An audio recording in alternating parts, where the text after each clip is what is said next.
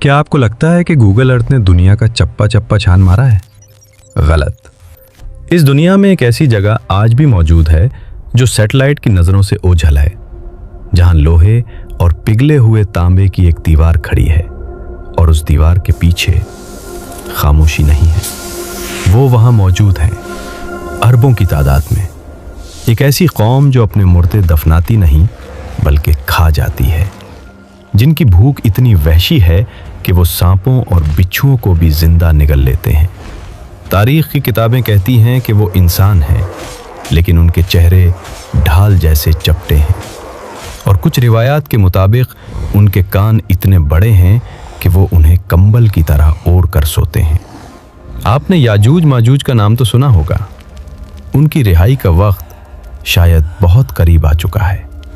आइए चलते हैं इस दीवार के उस पार, जहां आपका सबसे खौफनाक डरावना ख्वाब हकीकत बनने वाला है। कहानी शुरू होती है हजारों साल पहले, जब बादशाह जुल्करनैन एक तंग पहाड़ी दर्रे पर पहुंचते हैं। वहां के लोग खौफ से कांप रहे थे।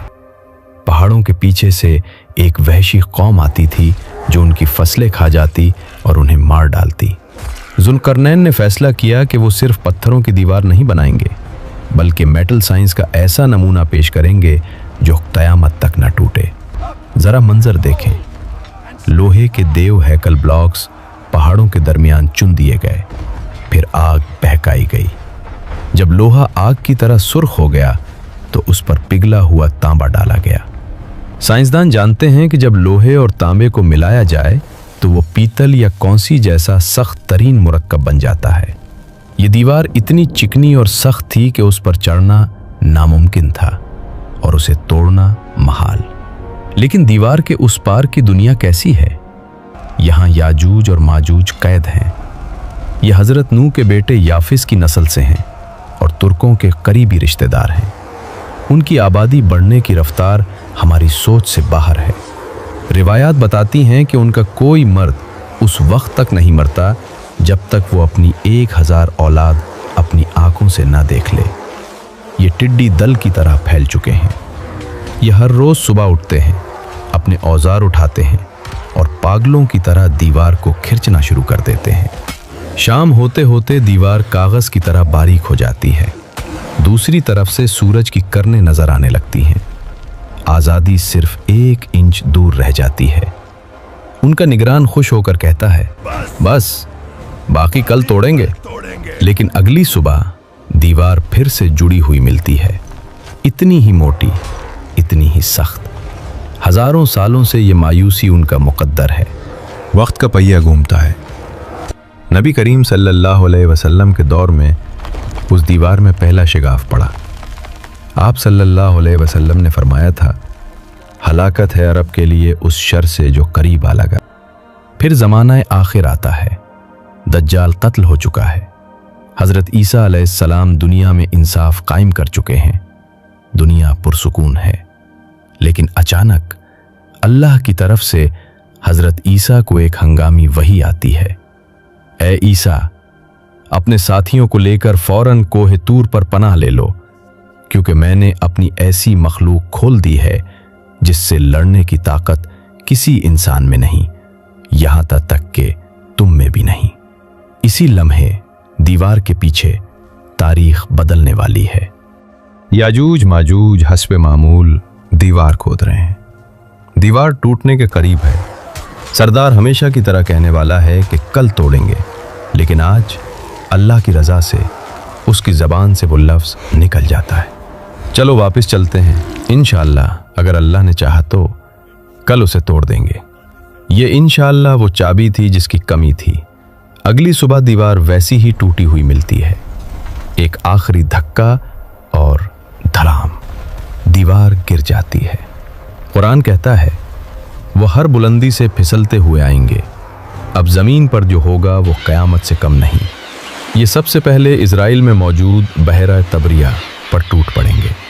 ये उस झील का सारा पानी पी जाएंगे। जब उनका आखिरी लश्कर वहाँ पहुँचेगा तो झील सूख चुकी होगी, धूल उड़ रही होगी। वो हैरत से कहेंगे, यहाँ कभी पानी हुआ करता था। ये दरिया खुश्क कर देंगे, खेत खा जाएंगे। रिवायात के मुताबिक ज़मीन पर कोई जानदार नहीं बचेगा। ये सांप, बिच्छू और दरिंदे तक खा जाएंगे। इंसान किलों में छुप जाएंगे और ज़मीन पर वहशत का राज। जब ज़मीन पर कोई मारने के लिए नहीं बचेगा तो उनका तकब्बुर पागलपन में बदल जाएगा।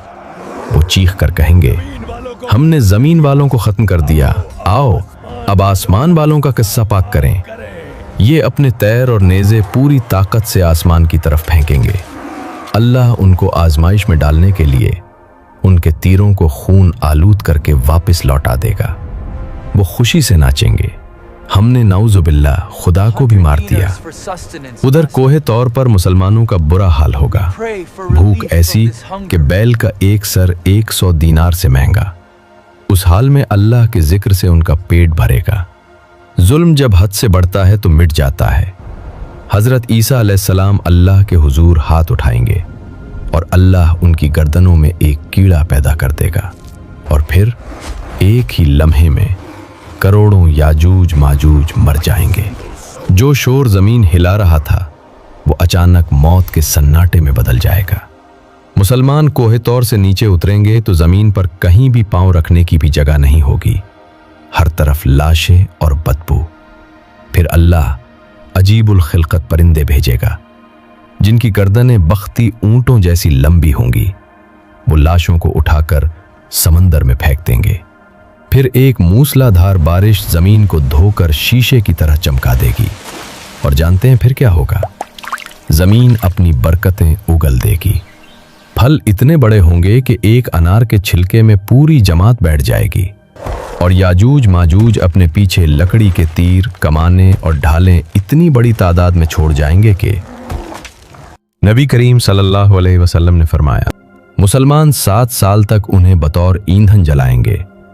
उन्हें जंगल से लकड़ी काटने की जरूरत नहीं पड़ेगी। ये है वो मुस्तकबिल जो आने वाला है। याजूज माजूज की दीवार आज भी वहीं है और वो शायद उस वक्त भी उसे खिंच रहे हैं। उनके और हमारी आज़ादी के दरमियान सिर्फ एक इंशाअल्लाह का फासला है।